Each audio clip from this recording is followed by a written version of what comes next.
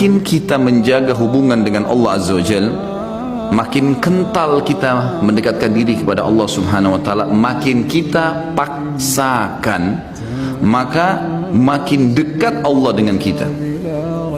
Misal contoh, antum praktekin, buat jadwal 1 bulan dari sekarang, atau 1 minggu dari sekarang, 1 bulan lah dari sekarang, coba antum buat sebuah catatan sederhana amal ibadah yang sudah antum kerjakan yang menurut antum paling sempurna, pribadi, tidak usah liatin ke orang lain.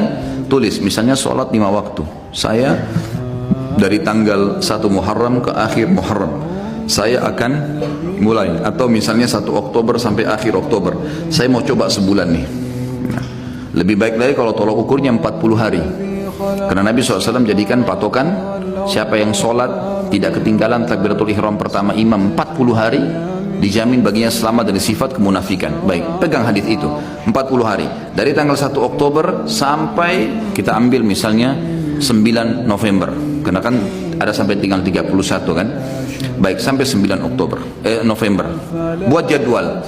Itu memang harus dipaksakan, paksa, nggak pakai cerita main-main, ini harus buat program dan antum harus mulai sendiri.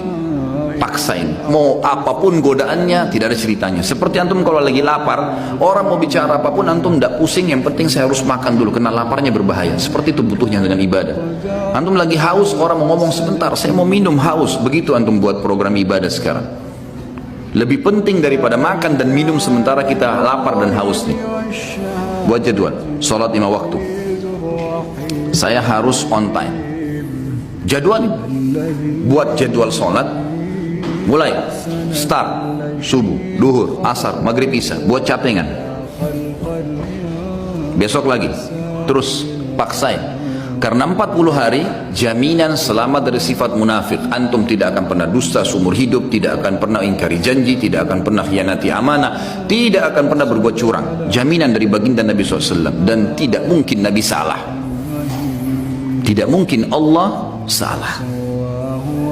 Ada sahabat 2 orang, adik kakaknya sakit perut, datang ke Nabi SAW. Ya Rasulullah, adiknya bilang, kakak saya sakit perut. Kata Nabi SAW, minumkan madu, kasih madu. Adiknya kasih madu. Rupanya adiknya buru-buru, kakaknya masih kesakitan, kembali lagi ke masjid. Ya Rasulullah, kakak saya masih belum sembuh. Apa kata Nabi SAW? Minum lagi, cari obat lain? Tidak.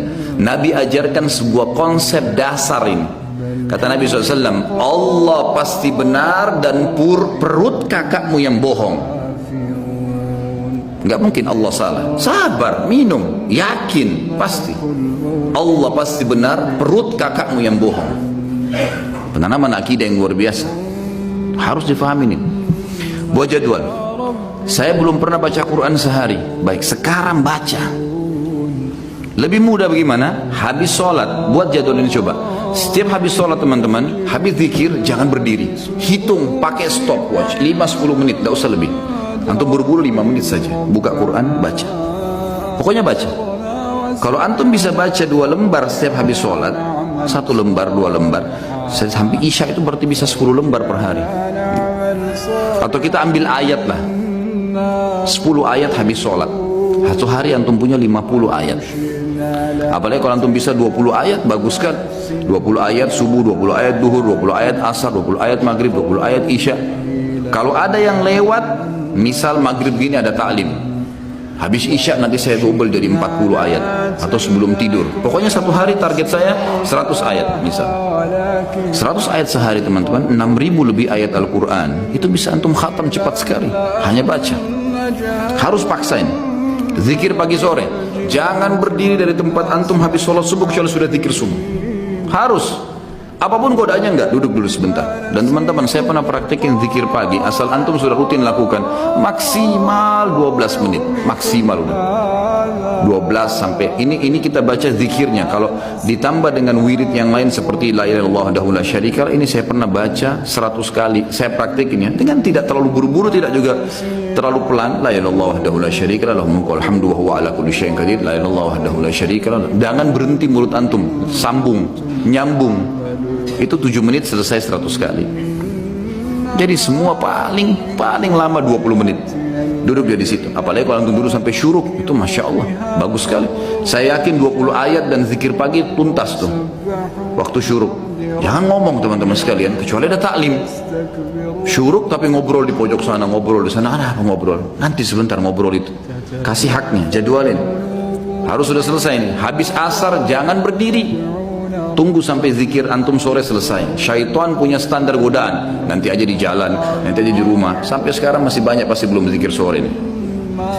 Syaitan suka goda. Duduk, paksain, jadwalkan, gitu kan? Sehari itu semua amal-amal harian yang rutin semua harus on time. Antum jalanin seminggu lah, on time. Fokus ini saja dulu. Kalau sudah minggu yang kedua, buat coba selain yang on time ini, buat plus-plus. Plus-plus itu kayak jenguk orang sakit, kayak menghafal satu hadis, setiap hari satu hadis, atau seminggu satu hadis. Buat plus misalnya jenguk bakti sama orang tua, walaupun cuma telepon. Ada plus-plus dari jadwal rutin, jalankan seminggu. Coba begitu. Atau kalau kebanyakan, pindahin ke pekan ketiga, pekan keempat. Dan ini harus dipaksain ya. Ini nanti teman-teman kalau sudah dipaksakan, jadi terbiasa, kita jadi seperti roda. Jadi seperti sebuah kebiasaan. Tidak enak lagi kalau nggak dilakukan. Jadi kalau antum kerjaan sebulan atau 40 hari tadi, memang butuh paksa di sini.